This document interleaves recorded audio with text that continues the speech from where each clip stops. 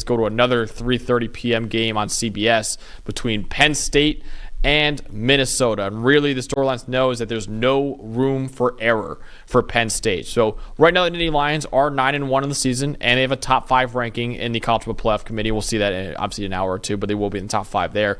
So it might seem like Penn State is very safe in the College Football Playoff race with only 2 weeks left in the regular season. However, if they lose either of their final 2 games, Penn State will be in serious trouble because right now their best win came over Illinois, who might be ranked in the College Football Playoff ranking. We'll see later on.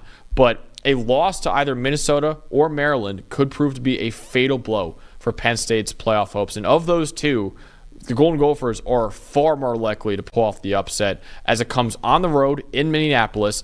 And right now, Minnesota is 42nd in PFF's power rankings, while Maryland is 87th in PFF's power rankings. So Penn State, I really don't think, Dawn, a 10-2 Penn State would get into the college football playoff with just their looking at their schedule. So they really need to go 11-1 this year, or else they're probably not making it. I totally agree. I think this is a very important game. I think it's a dangerous game. Minnesota, we've seen in the past, the defense and just the way they slow games down. And Max Brosmer has been playing pretty well. Last week, they lost to Rutgers last week. It was a tough loss, but for the most part, Minnesota is still a threat. And I think the type of team that can keep themselves in a game with Penn State very much the same way that Wisconsin did, and we've seen Wisconsin do it a couple of times now.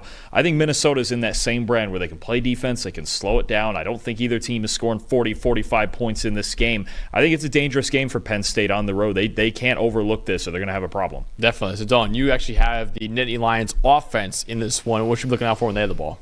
Tyler Warren. Yeah. So I'm gonna put it as simple as can be. You should look out for Tyler Warren, and Minnesota should look out for Tyler Warren. At this point, we know Tyler Warren's their best offensive player, right? He's been arguably the best tight end in the country this year. We're going to have the Harold Fannin versus Tyler Warren debates all the way through the Mackey Award ceremony, right? But Warren's just been spectacular. On top of lining up all over the place, he's running the ball, he's at quarterback, he's at tight end. He's just one of the best players in the country. Second in the nation in receiving yards by a tight end, second in yards after catch, second in receiving grade at 91.8. You can guess who he's second to in all those categories. There's a guy at Bowling Green who's pretty good, but Tyler Warren, just spectacular. And when you talk about this matchup specifically, Minnesota's done a really good job covering tight ends this year. First of all, they're just a really good defense in general. They're 11th in the nation in total defense. They're 12th. They've allowed the 12 lowest points per game in the country, just under 18 points a game. But they've only allowed against tight ends a 50.7 passer rating when opponents target tight ends. Fifth best mark in college football. All right.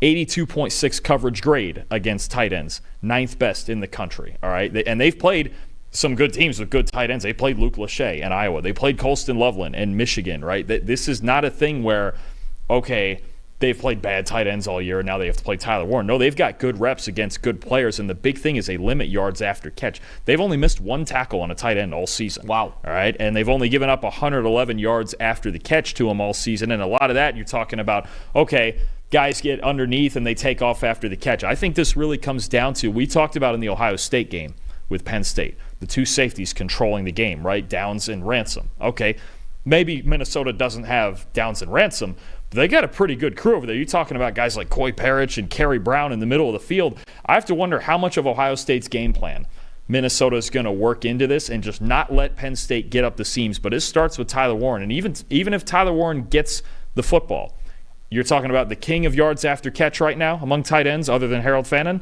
against a team that really knows how to limit it. I think making tackles on Warren and preventing explosive plays can keep Minnesota in this game. Absolutely. Tyler Warren has been spectacular this year. Now he's a first-round prospect on PFF's 2025 NFL Draft Big Board as well. You can find it at pff.com if you want to check it out, but done by the great Trevor Sycamore. But, yeah, he's been special this year. And now, I mean, it is possible, don't we get 2 tight ends go in the first round of the NFL Draft, which is, I don't know the last time that happened, honestly. Actually, with the Hawkinson year, right, he went first round. I know Noah Fant also went in the first round. His teammate the 2 Iowa tight ends go in the first round that year. That sounds right. Probably is the last time it happened, I would imagine. So, yeah, it's he's been really, really good this year. My matchup to watch, though, is Minnesota's pass protection against Penn State's pass rush. So Max Brosmer has had a really good year as Minnesota's starting quarterback. The New Hampshire transfer has an 86.5 passing grade, 11th among all quarterbacks in America. He's really good when allowed to operate from a clean pocket. He is 6th among all quarterbacks in the country with a 92.2 passing grade from a clean pocket.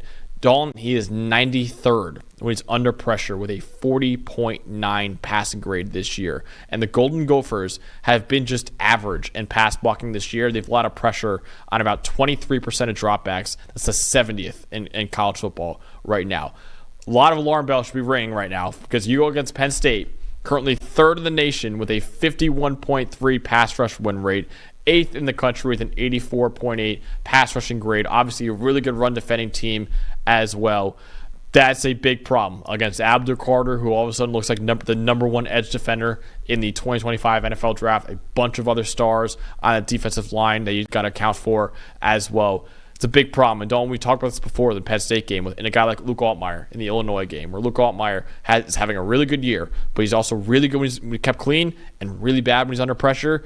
Kind of reminds me a little bit of this, where Max Brosmer's had an excellent year from a clean pocket and not a very good year when he's under pressure. So that's a big, big time matchup, is whether or not this Minnesota offensive line can just hold up enough against this elite defensive line for Penn State. And also, I want to shout out a matchup to watch for the NFL draft.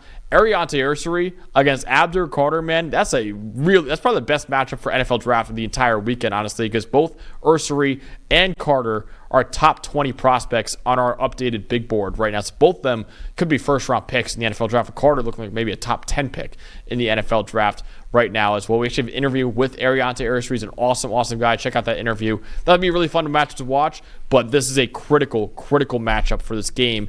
Just can Minnesota block Penn State enough to give Max Brosmer time back there? Yeah, and I think when you're talking about, we've talked about both passing games a lot, but both teams are still going to want to run the ball and dictate the pace up front too. When you talk about Penn State with Allen and Singleton, and then Minnesota with Darius Taylor, who's a really good back, but they struggled last week against Rutgers because Rutgers held Taylor to 28 yards. So I think you're talking about a situation where whichever team can be more physical and run the ball and maybe not get in those obvious drop back situations. I think that's always been the case for Penn State, right, with the lack of receivers. And I know they trust Drew Aller and Tyler Warren more, and Andy Kotelnicki obviously with the play calling, but it helps both of these teams, whichever one can get two-dimensional. I think that's going to play a big factor. And it did play a big factor. You mentioned the Illinois game for Penn State.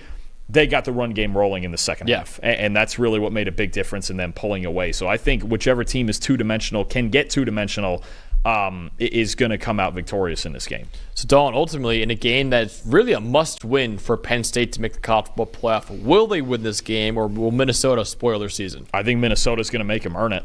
I do. I think, look, they're fundamentally sound. P.J. Fleck always has his team playing hard, playing good defense, and if Penn State doesn't get the run game going, especially with Nick Singleton, then I think they could have some issues. I've got a hard-fought game. I've got Penn State 23-20. I don't think this is going to be an easy task on the road against a good defense. Against, a quarterback who is playing hot lately. Max Brosmer has been really good lately. If they can keep him clean, I think Minnesota does have a shot. They've only lost one game this year by more than one score, and that was the Iowa game, and they were actually ahead in halftime in that game, and Caleb Johnson just teed off on them in the second half. But Penn State doesn't. Nick Singleton, I like him. He's not Caleb Johnson, so I think we're going to get a tight game. I think Minnesota's going to keep it a close defensive game, but I think you're right. Penn State's pass rush and Drew Aller's ball security, even when Penn State's offense is struggling, he doesn't give the football away. I wouldn't bet on a whole lot of turnovers, if any, from Aller, and I think that could make a difference. If Penn State can force a turnover or two, they could flip the game on its head, but I'll take Penn State by a field goal. I'm taking it by a little bit bigger margin. I got Penn State 30-17. I really think the key is the pass rush. That was the game, the Illinois game, where we said, hey, Illinois can make this a game. They've been playing really well this year. Then Penn State pass rush really took over in that one and just did not make it that close of a game. I think it could be a lot like that as well in this one against Minnesota. So I have Penn State winning 30-17 with that pass rush and Abdul Carter just absolutely dominating out there. I think that could be a really the big advantage that Penn State has over Minnesota. And I think Nittany Lions move one win away over Maryland for making the 12-team college football playoff.